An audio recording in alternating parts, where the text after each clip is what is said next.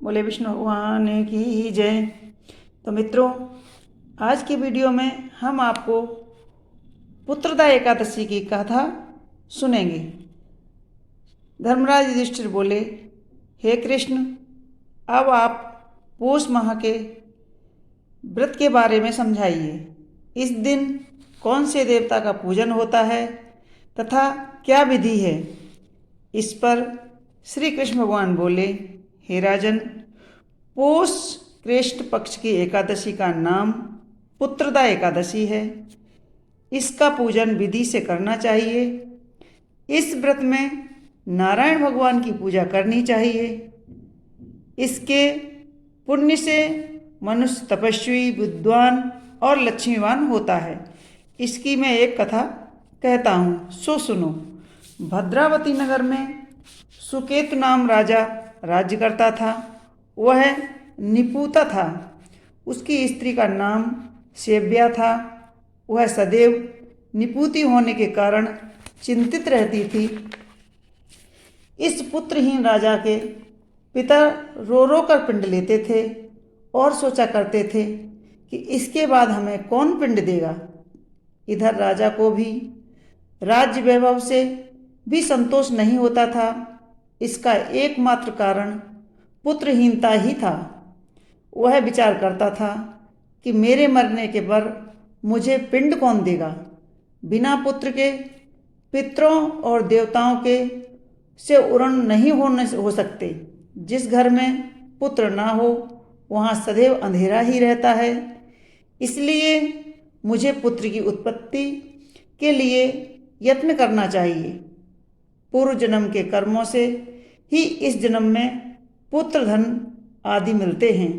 इस तरह राजा रात दिन इसी चिंता में लगा रहता था। एक दिन राजा ने अपना शरीर त्याग देने की सोची, परंतु विचार करने लगा कि आत्महत्या करना तो महापाप है। राजा इस तरह मन में विचार कर एक दिन छिपकर वन को चला गया। वन में चल दिया और राजा घोड़े पर सवार होकर वन में पक्षियों और वृक्षों को देखने लगा। हाथी अपने बच्चों और हथनियों के बीच में घूम रहा है। राजा सोच विचार करने लगा। राजा प्यास के कारण अत्यंत बेचैन होने लगा और पानी की तलाश में आगे बढ़ा। कुछ ही आगे जाने पर उसे एक सरोवर मिला। उस सरोवर के चारों तरफ मुनियों के आश्रम बने थे। उस समय राजा के दाहिने अंग फड़कने लगे। राजा मन में प्रसन्न होकर सरोवर के किनारे बैठे हुए मुनियों को देखकर घोड़े से उतरा और दंडवत करके सन्मुख बैठ गया।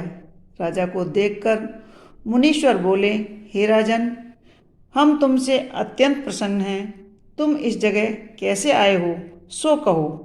इस पर राजा ने उनसे पूछा, हे मुनीश्वरों, आप कौन हैं और किस लिए यहाँ पर हैं, सो कहिए। मुनि बोले, हे राजन, आज पुत्र की इच्छा करने वाले को संतान देने वाली पुत्रदा एकादशी का दिन है।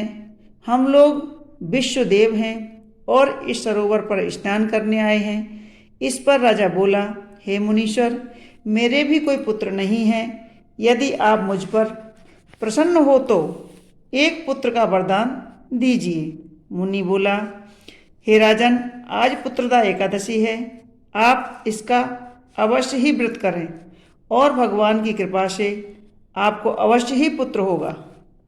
मुनि के वचनों को सुनकर राजा ने एकादशी का व्रत किया और द्वादशी को पारायण किया और मुनियों को प्रणाम करके अंत में अपने महल को वापस आया। अंत में रानी ने गर्भ धारण किया और 9 माह के पश्चात उसके एक पुत्र रत्न पैदा हुआ। वह राजकुमार अंत में अत्यंत वीरवान, धनवान, यशस्वी और प्रजापालक हुआ। श्री कृष्ण भगवान बोले, हे राजन, पुत्र प्राप्ति के लिए पुत्रदा एकादशी का व्रत अवश्य करना चाहिए। जो मनुष्य इस महात्म को श्रवण व पठन करते हैं उनको स्वर्ग मिलता है निसंदेह। मित्रों, यह थी पौष शुक्ल पक्ष की पुत्रदा एकादशी व्रत की कथा।